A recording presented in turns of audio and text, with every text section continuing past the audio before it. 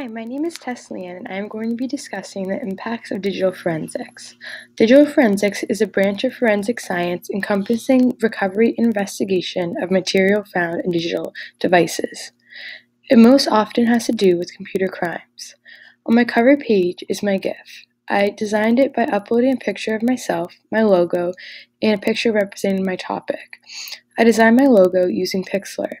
In this video lecture, I'm going to talk about the purpose, impacts and harmful effects, the technical aspects, and the relationship to data digital forensics has.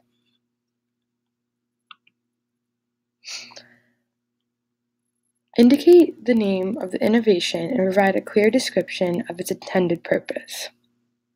The purpose of digital forensics is to recover and investigate material that is related to computer crime. People think that since they hit the delete button, all the data that was there is gone. That is not the case.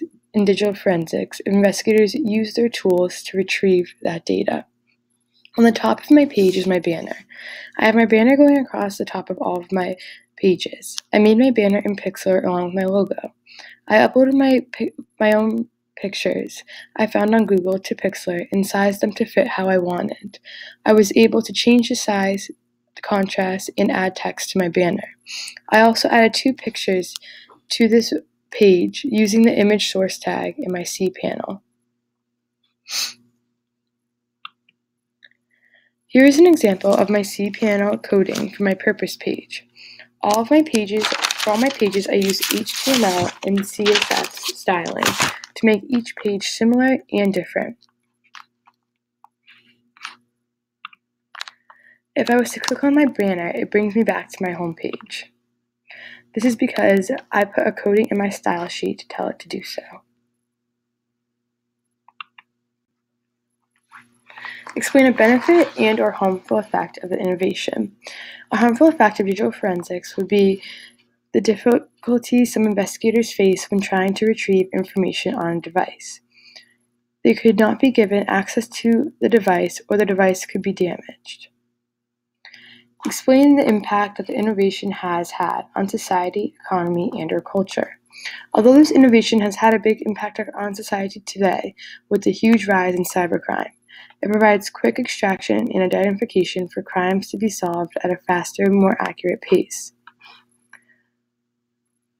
On the right of my webpage, I display a bar graph that shows the results from when I asked my classmates how much of an impact they think digital forensics has had on our society. I did this by making a Google form, and I put it on our Sakai website for my classmates to answer. With 5 being the highest, 55.6% said it has had a large impact. Indicate one field other than computer science which this innovation has impacted or has the potential to impact. A field digital forensics has impacted is the law enforcement. Every day, investigators are using digital forensics to catch criminals. Without this innovation, they would not be able to find evidence of the legal activity being committed. Below is a video I made of the Digital Forensics Lab in Tyler Hall and an interview with Professor Wolf, the head of the department.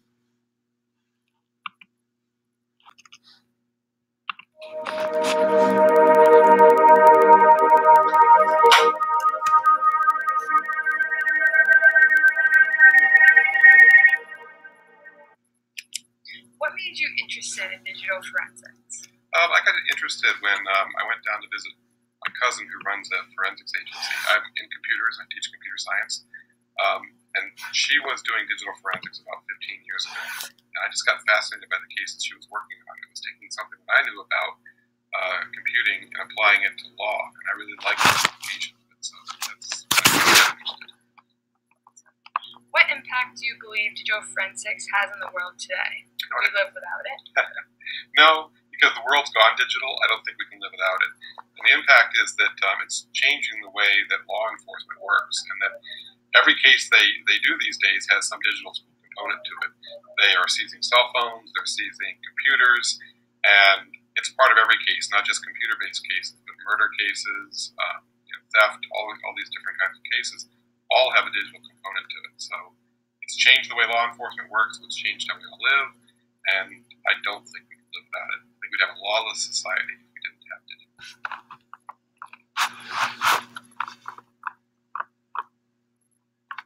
I made this video on iMovie and uploaded it to my YouTube account. To add it to my website, I went to the video on YouTube and hit the embedded button. I copied that link and added it to my stash.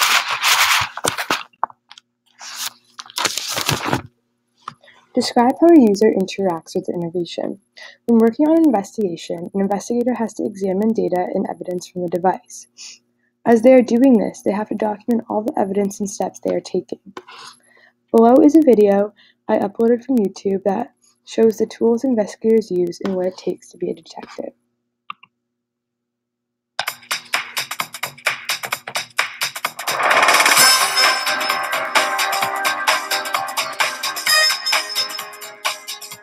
So the work of a digital forensics unit involves taking pretty much any item of electronic nature and trying to discern if there's any evidentiary value to any of the information contained on it.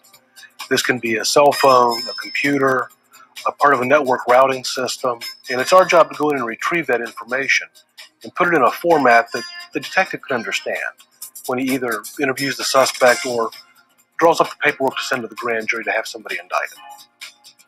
In my particular profession, the tools are basically a very fast computer. For instance, the ones we use have 4 processors, 16 gigabytes of RAM, and about 50 terabytes of drive space. This is a great deal more than what you'll find in a home computer.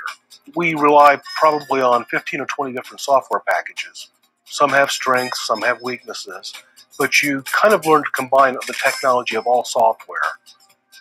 You first have to become a good police officer before you can become a detective.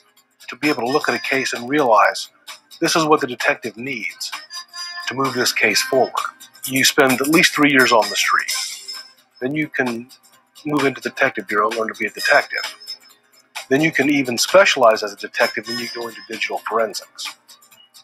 In the case of digital forensics, it involved me taking a test. It consisted of 50 questions which measured my knowledge of computer technology, evidence collection, legal theory, and the laws relating to presentation of evidence. If you do pass the test and you have the seniority, you'll be granted into the unit.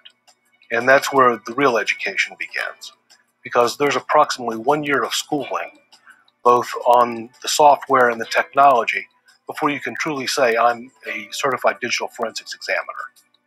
The training never ends. You never stop learning.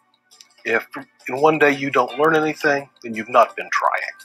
Probably some of the best experiences you can have before you enter this field is a good background in both English and mathematics. You will be writing reports quite lengthy. They may average 60 to 80 pages, in which you have to go through and explain what you've done and how you've done it. But you have to be able to present it in a format that you can hand it to somebody on the street and they know exactly what you're talking about. Probably the most satisfying part of my job is no 2 days are ever the same. It's kind of like Forrest Gump said, it's like a box of chocolates. You never know what you're going to get.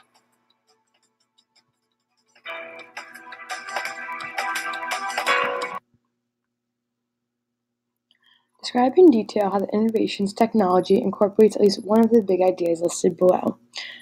Digital forensics incorporates the idea of hashing algorithms. This method helps them confirm that their forensic image is an exact copy of an original disk.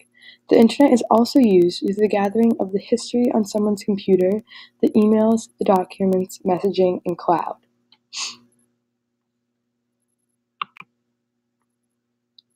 Describe how the innovation consumes data as an input, produces data as an output, and transforms data. Data is consumed through the analysis of interpreting photographs, films, documents, fingerprints, digital surveillance, and link analysis software.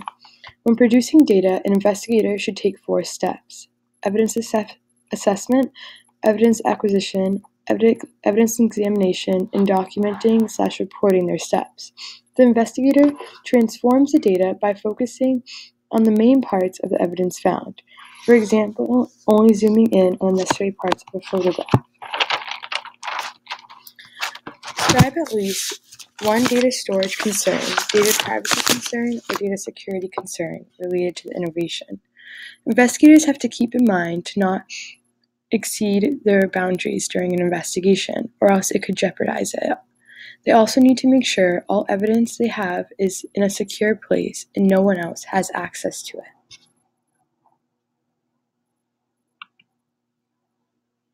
This page is a list of references I use to make my websites.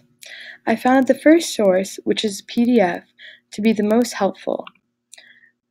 In this source, I was able to dig deep and learn more about my innovation.